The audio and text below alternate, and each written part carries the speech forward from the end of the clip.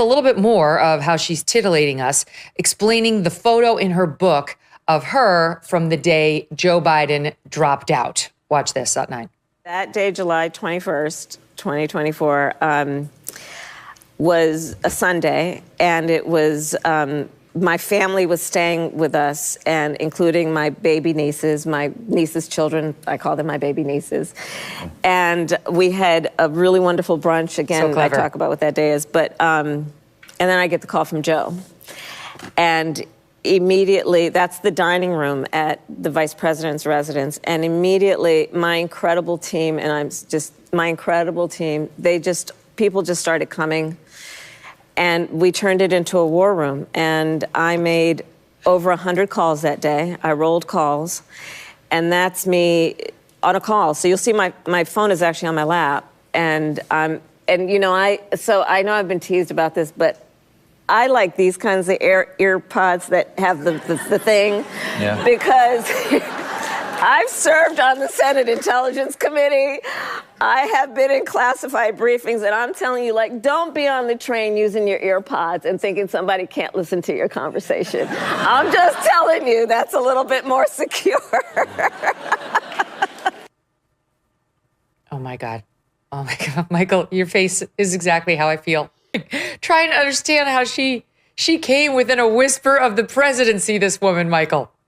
This is what happens when your entire life is just bred in a petri dish to appeal to the lowest common denominator of lowercase d democratic politics, is there's just nothing interesting. And so the most interesting thing she can talk about are the chords that come out of her headphones. But I want to go back to the first part of the clip. She says, and I was sitting there, I was sitting there, and then I got the call, and I turned my dining room into a war room.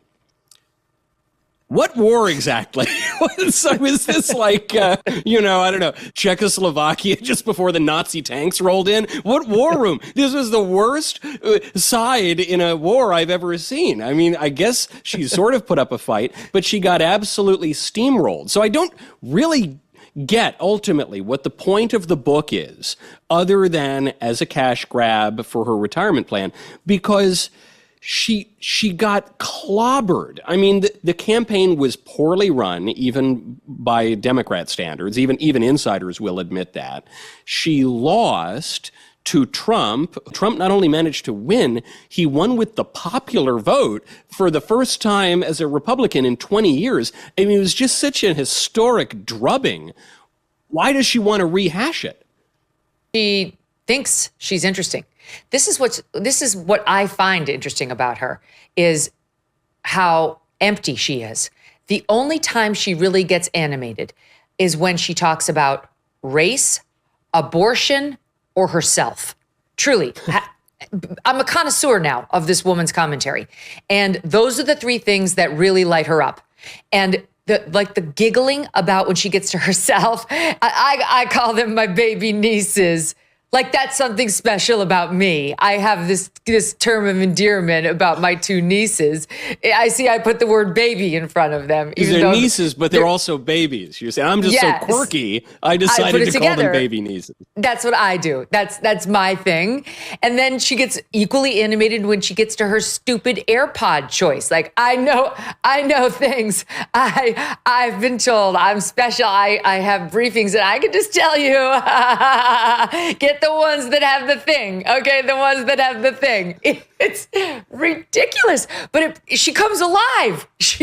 On the subject of me, yes. Oh, this is actually, I have a button on this. Reminds me of this gal from Legally Blonde. Me. That's Kamala. A man wrapped up in himself makes a small package indeed, Megan.